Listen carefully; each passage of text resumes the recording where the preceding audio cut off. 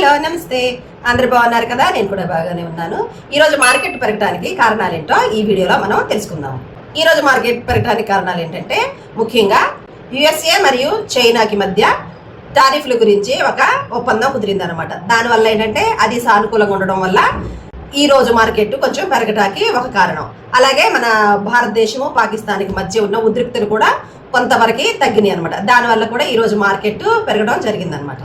అలాగే మొన్న 12వ తారీఖున చైనాకి అలాగే యుఎస్ఏ కూడా కొన్ని ఒప్పందాలు చర్చలు జరిగాయి అనమాట. దానివల్ల అలాగే మన భారతదేశానికి పాకిస్తాన్కి కూడా మే 12న ఎందుకు స్టాక్స్ పెరిగినాయి అంటే భారత్కి పాకిస్తాన్కి సీజ్ ఫైర్ యొక్క చర్చలు జరగడం అలాగే ఒప్పందాలు జరగడం వల్ల ఆ రోజు మార్కెట్ ఏకంగా 3000 పాయింట్లని గెయిన్ చేసింది. అయితే పాకిస్తాన్ అయితే అసలు 10,000 పాయింట్లు ఒక్క రోజులోనే గెయిన్ చేసిందంట. అంటే అది ఆల్ టైమ్ రికార్డుగా చరిత్రలో ఎక్కిందని విశ్లేషకులు చెప్తూ ఉన్నారు. ముఖ్యంగా goods and services tax, auto sales మరియు fast moving consumer goods sales అంటే ఎఫ్ఎంసీజీ అనమాట అనేవి ఎక్కువగా ఈ నెలలో లాభాలు చూపించాయి. ఇది ఇన్వెస్టర్స్కి కాన్ఫిడెన్స్ని పెంచిందనమాట.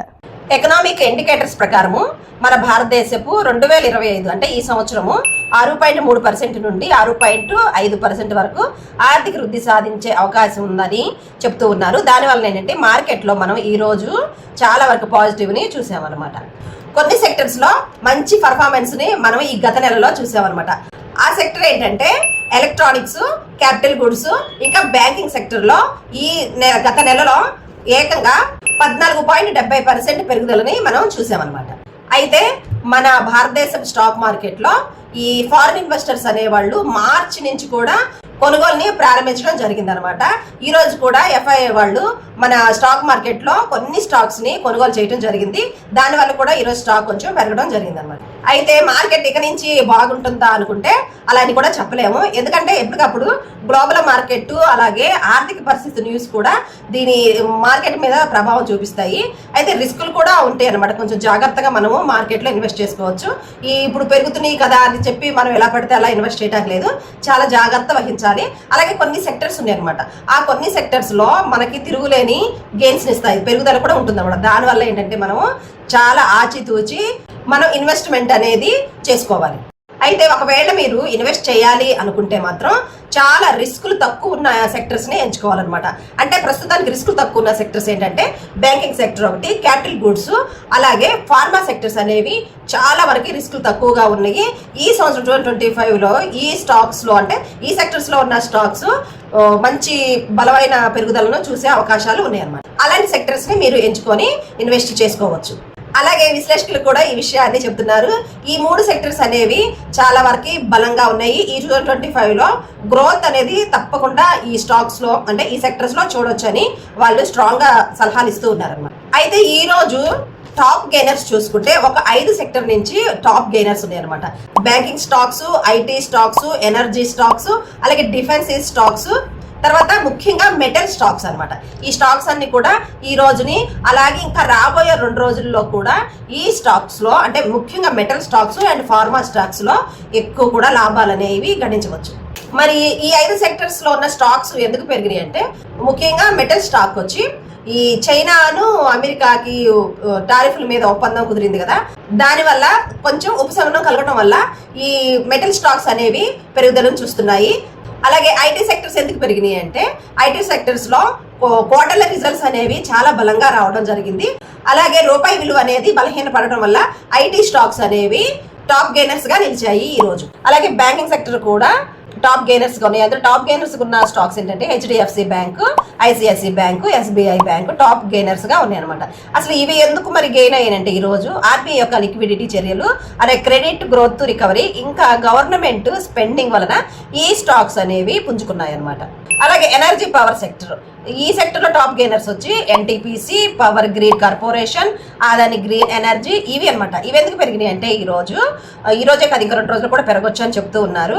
క్రూడ్ ఆయిల్ ధరలు స్థిరత్వం మరియు డొమెస్టిక్ పవర్ డిమాండ్ పెరుగుదల వలన ఈ ఎనర్జీ స్టాక్స్ బాగా పెరిగాయి అనమాట. అలాగే ఇంకా 5వ సెక్టర్ వచ్చి డిఫెన్స్ సెక్టర్ కూడా పెరిగింది అనమాట. అంటే ఇందులో టాప్ గెయినర్స్ వచ్చి హిందుస్థాన్ ఏరోనాటికల్ లిమిటెడ్, ఆల్రెడీ నేను చెప్పున్నాను కదా పెరుగుతుందని, భారత్ ఎలక్ట్రానిక్స్ లిమిటెడ్, అలాగే పారస్ డిఫెన్స్ కూడా టాప్ గెయినర్స్ గా ఈ రోజు నిలిచాయి అనమాట. ఇవెందుకు పెరిగినాయి అంటే ఈ సెక్టర్స్ కి గవర్నమెంట్ సపోర్ట్ అలాగే భారీగా ఆర్డర్లు రావడం వల్ల ఈ top gainers defence sector stocks కూడా నిలిచాయి అనమాట. అలాగే ఇవే కాకుండా కొన్ని సెక్టర్స్ లోని స్టాక్స్ కూడా కొంచెం టాప్ గెయినర్స్ గా వచ్చినాయి. అందులో వచ్చి వారే ఎనర్జీ, అలాగే ప్రైమరీ ఎనర్జీ, జిఎంఎంపి, ఫౌండర్, ఇలా ఇవి టెక్నికల్ గా బ్రేక్అవుట్ అవటం, ఇంకా ఫండమెంటల్ కూడా చాలా బలంగా ఉండడం వల్ల ఈ కొన్ని స్టాక్స్ కూడా ఈరోజు గెయిన్ అవడం జరిగిందనమాట. అయితే అందరు కూడా ఈ రోజు ఎలా జరిగింది కాదు, రాబోయే 2 రోజులు ఎలా ఉంటాయని అడగొచ్చు కదా, అది తెలుసుకుందాము. అంటే 15-16 తారీఖులో మన స్టాక్ మార్కెట్ ఎలా ఉంటుందో అనేది ఒక అంచనాతో మీకు నేను తెలియజేస్తానమాట. అయితే నిన్న 13వ తారీఖున నిఫ్టీ వచ్చేమో 346 పాయింట్స్, అలాగే సెన్సెక్స్ వచ్చి 1282 పాయింట్స్ ని తగ్గించుకుంది అనమాట. అంటే నిన్న లాస్ లో నడిచింది మార్కెట్.